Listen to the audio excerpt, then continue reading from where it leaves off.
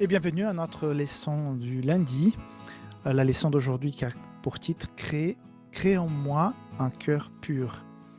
Mes amis, quelle belle leçon celle d'aujourd'hui, hein. Je pense la plus belle de la semaine. On va voir un petit peu ce parcours de David face à son péché. Et c'est puissant, quoi. C'est vraiment beau. Donc merci beaucoup de ta présence pour qu'on puisse ensemble revoir cette leçon d'aujourd'hui. Avant toute chose, je t'invite, comme d'habitude, à rejoindre notre communauté sur WhatsApp. Donc, le QR code s'affiche maintenant sur ton écran. Comme ça, tu pourras recevoir régulièrement nos productions ici. Et si jamais tu as besoin qu'on puisse prier pour toi, on va aussi parler de la prière collective cette semaine. Donc, j'anticipe déjà qu'il faut aussi prier pour les autres. Donc, tu peux le faire si tu veux rejoindre notre équipe d'intercession. Il y a un lien en bas. Et si tu n'as jamais une demande de prière, une requête, tu peux aussi la faire. Il y a un formulaire donc en bas dans la description. N'oublie pas de partager notre émission avec tes amis. Partage dans les groupes WhatsApp de ton église, de ta famille. Si jamais la leçon, le résumé t'inspire et il te bénit. Si ça ne te bénit pas, ne partage pas. Il faut partager des choses auxquelles t'en fais du bien. Donc, comme je dis, leçon donc, du lundi, le cœur pur. Je voudrais juste commencer par ça. Le pardon est un don extraordinaire de la grâce de Dieu.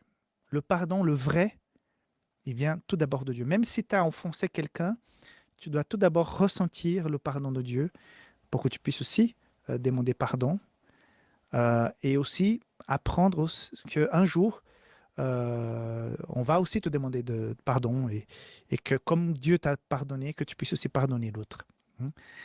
Le résultat de sa grande miséricorde. Comme j'ai dit, je ne sais pas, Sabah, il n'y a rien qu'on puisse faire qui nous donne le droit de mériter quoi que ce soit de la part de Dieu. C'est son amour, sa miséricorde, sa bonté qui peut nous remettre debout, même si nous avons fait des choses terribles parfois. J'ai déjà connu des gens qui ont tué parce qu'ils étaient des bandits et que finalement ils ont rencontré le Christ et que m'ont dit, larmes aux yeux, j'ai tué des gens, j'étais un bandit, j'ai tué. Et cette personne en l'occurrence à laquelle je pense maintenant, était devenu un missionnaire et il était en Afrique quand j'étais aussi missionnaire en Afrique. Il était là aussi pour partager la parole. Et ça, mes amis, ça dépasse notre... ouais, la raison, ça dépasse notre intelligence parce que comment une personne peut être changée comme ça, c'est l'amour de Dieu. Et ça, alléluia. Hein? Donc, une chose très, très intéressante et importante euh, que je retrouve dans cette leçon d'aujourd'hui. Je vais revoir avec vous les étapes. Non, tout d'abord, on va lire quand même quelques versets parce que c'est tellement beau ce psaume 51. Donc, l'introduction explique que ça s'est passé après la visite de Nathan, le prophète.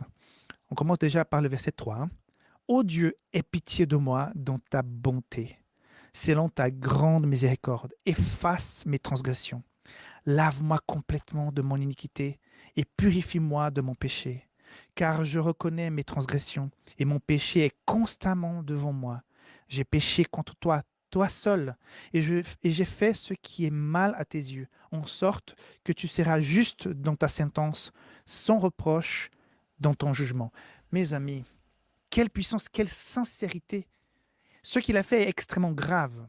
Voilà quelqu'un qui a tué. Mais sa façon de reconnaître son péché, de dire que tout vient de la part de Dieu. Combien de fois j'ai lu ce psaume 51 pour demander pardon moi-même pour des choses que j'ai faites. C'est vrai, j'ai pas tué quelqu'un, mais pas que je sache. Hein, mais quand je lis ce psaume, c'est comme si il avait trouvé les bons mots que je n'arrive pas parfois à trouver pour dire Dieu, pardonne-moi. Ça m'inspire. Donc, à plusieurs reprises, quand j'ai demandé pardon à Dieu, je suis revenu sur ce psaume. C'est un psaume vraiment pour celui qui a le courage de reconnaître sa petitesse, sa faiblesse et son besoin de grâce de la part de Dieu. Et donc, quel est le processus? Même si je m'éloigne un petit peu sur le psaume, je ne vais pas parler trop du psaume, les circonstances. Vous connaissez tellement l'histoire, où il était, pourquoi il a rédigé ça. Mais le schéma qu'il va parcourir dans ce psaume. Le point numéro 1. David, et ça c'est important, David reconnaît la gravité de son péché. Tardivement, je suis d'accord. Voilà, on est tous d'accord. Il aurait dû le reconnaître avant. Il a dû être affronté par le prophète pour pouvoir reconnaître. Mais finalement, quand il reconnaît vraiment profondément. Reconnaît la gravité de son péché et exprime un profond remords, tristesse, pour ses actions en implorant la miséricorde de Dieu. Peut-être le mot remords ici, je ne sais pas. J'aurais pu utiliser un autre mot, parce que le remords, c'est quelque chose qui peut rester, non? Donc, une profonde honte, parce que la honte peut-être peut être enlevée plus facilement, je ne sais pas. Mais voilà, David reconnaît, sincèrement. Deuxième étape, il reconnaît la nature profonde de son péché, notamment, alors là, il va dans le vif, son adultère et le meurtre d'Uri, hein, son mari. Donc, c'est une reconnaissance pas superficielle. Il dit, voilà, je reconnais, Seigneur, ça. Et ça, c'est très intéressant.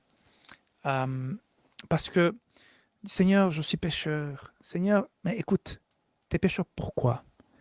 Parce que tu as des envies, tu as des sentiments, parce que tu fais ceci, tu fais cela. Ça serait bien que quand on se rapproche de Dieu, Seigneur, là, je fais faux.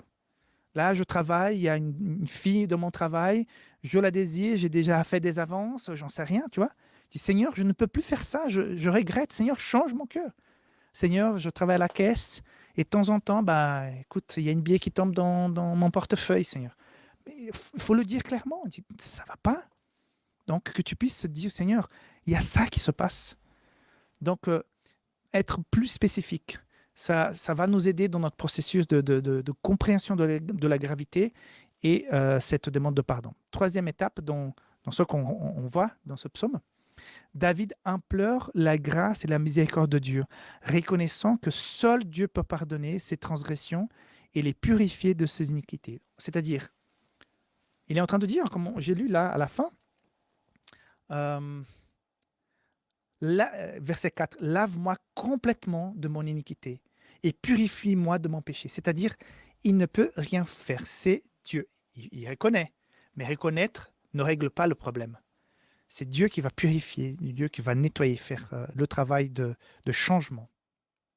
Quatrième, il cherche un renouveau intérieur, priant pour un cœur pur et un esprit renouvelé afin de retrouver une relation juste avec Dieu.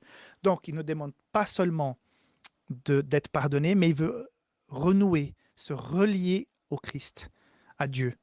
Donc, une fois si on est sincère, si notre repentance est profonde et sincère, ce n'est pas seulement pour avoir une légèreté à nouveau de cœur, de se sentir libéré du remords, de la culpabilité, mais c'est que on fait ça parce qu'on reconnaît la grandeur de Dieu, qu'il est notre créateur et il est notre rédempteur, et que je veux avoir une relation avec lui, je veux renouer cette connexion avec lui.